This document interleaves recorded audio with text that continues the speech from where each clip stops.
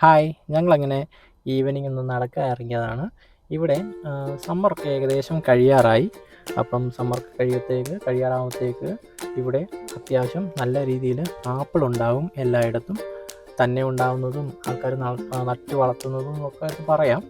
പക്ഷേ ഇവിടെ ഞങ്ങൾ നടക്കാൻ പോയപ്പോൾ ഇവിടെ ഇഷ്ടംപോലെ വീണ് കിടക്കുന്നു. പക്ഷേ ആർക്കും വേണ്ട. ഇപ്പോൾ ഫ്രീ ആണെങ്കിൽ അങ്ങോട്ട് ഓടിച്ചെന്നിട്ട് മൊത്തം പറിച്ച് തിന്നാൻ പോയി. ഇടയ്ക്ക് അവിടെ ഒരു മുന്തിരിങ്ങയാന്ന് പറഞ്ഞിട്ടൊരു സാധനം കൊണ്ടുവന്നു. അത് എനിക്ക് അത്ര വിശ്വാസം തോന്നിയില്ല അത് മുന്തിരിങ്ങയാന്ന്.